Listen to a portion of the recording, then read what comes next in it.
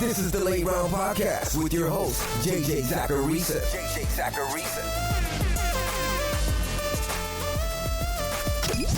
What's up, everyone? It's JJ Zacharisa, and this is episode 689 of the Late Round Fantasy Football Podcast, sponsored by FanDuel. Thanks for tuning in. FanDuel and GMC are back to bring you the GMC Sierra Mountain Climber Pick'em, a free-to-play contest series that gives you a chance to win a share of $10,000 in FanDuel site credit every Sunday, courtesy of GMC. Here's how it works. Every Sunday during the NFL season, you'll have a chance to answer questions based on the day's 1 p.m. and 4:25 p.m. games. The more questions you answer correctly, the higher up the mountain you'll move. If during any week you answer every question correctly for a perfect score, you'll reach the summit and win your share of $10,000 in site credit.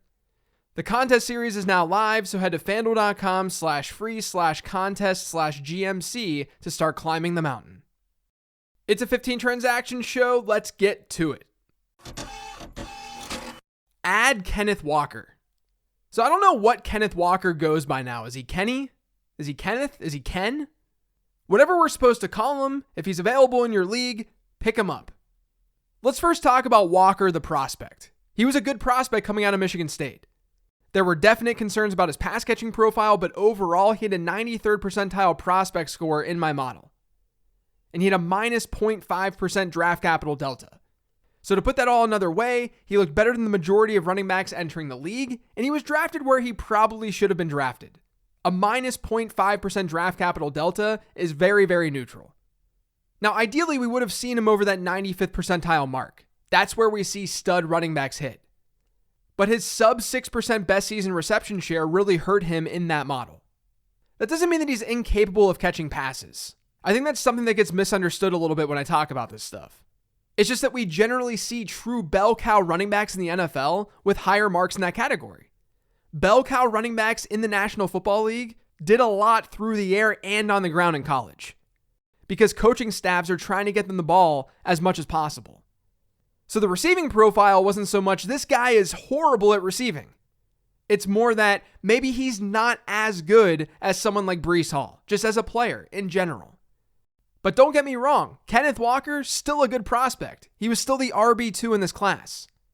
And now he's got all the opportunity in the world. Rashaad Penny unfortunately suffered a fractured tibia. He's out for the rest of the season.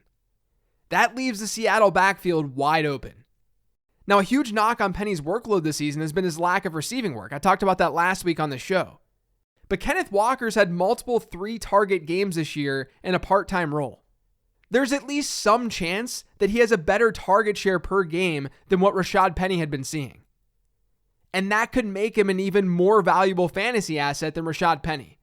This is one of those cases where the backup running back might be more valuable without the starter in the lineup than the starter was with the backup running back. Generally speaking, backup running backs aren't as good in fantasy football when they get the call. When the starter goes down and that handcuff steps in, he's usually not as good. But in the case of Kenneth Walker, we know that he's a talented back. Rashaad Penny, in order to see a lot of volume, he had to deal with Kenneth Walker. Kenneth Walker doesn't have to deal with Rashaad Penny. And then on top of that, he might have more pass catching upside. And the Seahawks offense has been surprisingly awesome too. They scored 13 offensive touchdowns this season. That's above average. Now, I know that Walker isn't available in every single league right now. He's out there in 56% of Yahoo leagues. If he's available in yours, it's time to get aggressive. You should spend your top waiver priority, and you should spend probably the rest of your free agent budget. Buy Jamar Chase. So look, if you drafted Jamar Chase in the first round of your fantasy draft, you're probably not happy right now. We knew entering the season that regression was going to hit Chase in some way. He had the third highest yards per target rate that a 100-plus target receiver had since 2011. But what's going on right now is more than that. Chase hasn't even hit 13 PPR points in each of his last 4 games. He's failed to reach more than 50 yards twice this year. But there is obviously some good news because he's a buy candidate. Chase currently has almost a 28% target share per game. That's an elite number. And the Bengals have an awesome wide receiver schedule upcoming. They'll face the Saints in Week 6, a team that's been the 10th best matchup in adjusted fantasy points allowed to wide receivers. And then they get the Falcons, they're the 8th best matchup. The Browns are the 11th best. The Panthers are the 12th best. The Steelers, they're the absolute best. And then the Titans, who are the 4th best. Bengals wide receivers, according to adjusted fantasy points allowed, this is my method of calculating it, they have the third best schedule in fantasy football from here on out. So if you have Jamar Chase, you should probably hold. If you want to buy low, now would probably be the time. Add Taysom Hill. It's been hard to recommend Taysom Hill this year because his peripherals are not good, objectively. Like, are you really going to trust a player in your tight end slot who's averaging 4 rush attempts and a third of a target per game? Can you really throw a guy into your lineup who's not on the field for 80% of his team's offensive snaps? It's just hard to recommend that. But as we know, touchdowns are always possible with Taysom Hill. And a tight end just needs one of them to be relevant.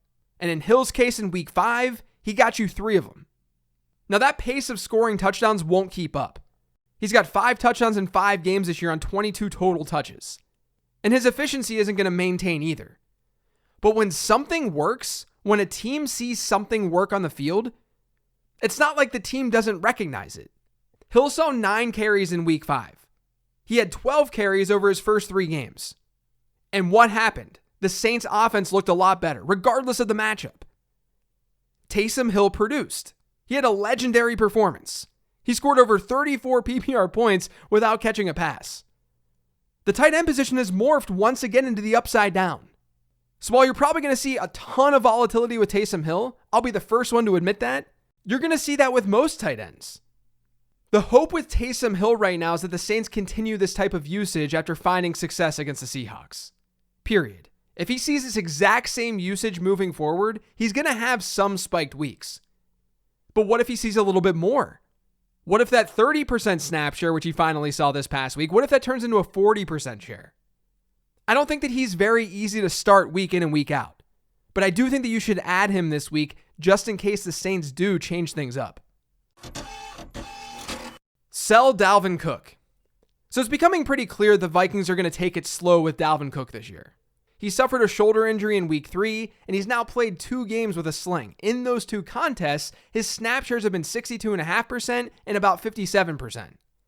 In weeks 1 and 2, when he was fully healthy, his snap rates were 77% and 69% respectively. And Cook has also seen just a 3.6% target share per game over his last 3 games. His high during this time is under 6%. It's 5.7%. In weeks 1 and 2, Cook ran 54 routes to Alexander Madison's 22. Over the team's last 2 games, that gap, it shrunk to 35 versus 31. Dalvin Cook's coming off a huge 26-point outing in PPR formats. That gives managers a nice opportunity to sell. I think he's still going to be a good running back asset in fantasy football, but there are definitely concerns here. There are definitely concerns about him being a high-end RB1 in fantasy. Buy Christian Kirk. So Kirk had a really hot start to the season over the first 3 weeks. The last 2, not so great. He scored just 10.4 PPR points combined. But it's not time to panic. His week 4 game against Philadelphia, it had some iffy weather. And in that contest, Kirk actually saw his highest target share of the season at 39%. Now, he lined up in the slot on 75% of his snaps against the Texans in week 5. Entering that game, Houston had actually done pretty well against slot guys this year. They ranked 25th in percentage of targets that had gone to the slot and 21st in slot yards allowed. He ran the most routes for Jacksonville this past weekend, and even though his target share was under 7%, he was averaging a target share per game rate of almost 29% entering that game. He should still be a solid wide receiver too moving forward. Add Rondale Moore. So late last week, I was shocked to see that Rondale Moore was still rostered in just 18% of Yahoo leagues. People, he's back from his injury. He's playing starter snaps. In week 4 against the Panthers, his return to action, he saw a 16% target share while scoring 3.7 PPR points. I understand, that's not great. In that game, though, he tied Marquise Brown for the most routes run for the Cardinals. The biggest issue in that game and why he was probably so inefficient, it was a game against Carolina a couple weeks ago, he played just 39% of his snaps from the slot. That's according to Next Gen Stats. That was probably because AJ Green was sidelined. Arizona's choices at wide receiver beyond Hollywood Brown in that game, it was Greg Dortch, another slot player, and Rondale Moore. So they put Moore on the outside. And then what happened in week 5 when AJ Green returned? Rondale Moore played the slot. He played 84% of his snaps from the slot, and that resulted in a 7-catch, 68-yard stat line. He saw 21% of the team's targets. DeAndre Hopkins is going to return to the field pretty soon from his suspension. But even when he returns, Rondale Moore, he will be the slot guy. DeAndre Hopkins coming back is going to hurt A.J. Green much more than the other wide receivers who are already there. Although the other wide receivers are clearly going to take some hit in target share. But the bottom line is Rondale Moore is getting a lot of run in this offense. He's playing the slot role. And that's been a role that's been very productive for fantasy purposes to start this season. So he should be rostered in way more than 18% of Yahoo leagues. Add Eno Benjamin. So Rondale Moore's teammate, Eno Benjamin, he should get a look off the waiver wire this week too. James Conner left Sunday's matchup against the Eagles with a rib injury. Backup Darrell Williams exited with a knee injury. So it was the Eno Benjamin show as a result, for at least part of that game. He had a season-high 40% running back rush share, and he saw over 10% of the team's targets. Now, at the time of this recording, I don't know how long either of those running backs are going to be out, if at all. But Arizona gets Seattle this week. Seattle's allowed the most rushing yards in football through 5 weeks. So Benjamin would be a pretty good play if both those other running backs are out. Buy Justin Herbert. So I'm definitely not someone who usually advises a fantasy manager to trade for a quarterback, especially one that's not posting huge rushing numbers. But I do think that Justin Herbert's kind of an exception. And that's mostly because he's been kind of average since injuring his ribs.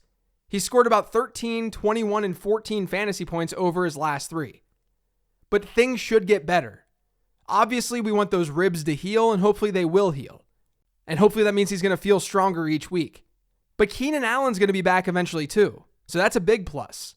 And the Chargers have the 7th best schedule for quarterbacks in terms of adjusted fantasy points allowed over their next 4. And across the entirety of the season, their schedule's 3rd best. So I think Justin Herbert makes sense as a buy low. Add Alec Pierce. So I think a lot of people saw Alec Pierce for the first time this past Thursday, and he had a great game against the Broncos. He caught 8 of his 9 targets for 81 yards. He's quietly posted yardage totals over his last 3 of 61, 80, and 81. Now, his target shares weren't amazing in weeks 3 and 4, but in week 5, it was 25%. As I talked about in episode 647, rookie wide receivers tend to perform better during the second half of the season versus the first half, especially players with a profile like Alec Pierce's. Pierce was a decent enough prospect. He got drafted in the 2nd round, but he wasn't an elite prospect. He's not someone that you would expect to perform right away. Right now, he's technically playing behind Paris Campbell, but I think that'll shift as the season goes on. So add Alec Pierce this week. Sell Michael Carter. Maybe this transaction's an obvious one, but it needs to be said. Michael Carter is the quintessential sell high candidate after his 2-touchdown performance on Sunday. Carter has seen his backfield share slip. In weeks 1 through 3, he was averaging a running back rush share per game of 57%. His median snap share during that time was almost 60%. After 3 weeks, he'd run 10 more routes than Breece Hall. But over his last 2 games, his running back rush share per game has dropped by over 20 percentage points. His snap share is now close to 43% instead of 60%. And Breece Hall, over their last 2 games, he's run 15 more routes than Michael Carter. Carter's going to be fine as a random flex play, but he's not going to be super reliable as long as Breece Hall's healthy. So coming off a big game, maybe there's a desperate manager in your league who doesn't recognize this, who doesn't recognize that this is Breece Hall's backfield. Or it's at least becoming that way. Add Jameson Williams. Like I just said with Alec Pierce, we see rookie wide receivers make an impact in fantasy football all the time. We're seeing that this year. So why not take a chance on Jameson Williams? The Lions have a bye this week, but just last week, head coach Dan Campbell, he said that Williams' rehab from his torn ACL has been picking up. There's at least some chance, it's probably not very big, that we could see him on the field after Detroit's bye this week. But even if that's unlikely, he could find the field over the next few weeks. And Detroit's offense has been competent this year. That's important when we're talking about supporting another pass catcher in the offense. Now, the rest of season schedule for Lions wide receivers is not ideal, but Williams is an elite talent. He had a 95th percentile score in my prospect model. If you've got a space to stash him, it's not a bad call. Buy Drake London. Now, speaking of rookie wide receivers, Drake London's last couple of weeks have been so frustrating. He saw target shares of 39% and 29%, but he combined to score just 11.2 PPR points. And it's because Atlanta loves to run the football. It's a problem for the team's pass catchers. Marcus Mariota has thrown it 20, 19, and 25 times over Atlanta's last 3 games. Only the Bears have thrown the ball less than the Falcons this year in terms of pure pass attempts. Now, I'm not expecting the Falcons to be this pass-heavy team, but we still probably shouldn't expect such low passing numbers moving forward. They're averaging about 21 pass attempts per game over their last 3.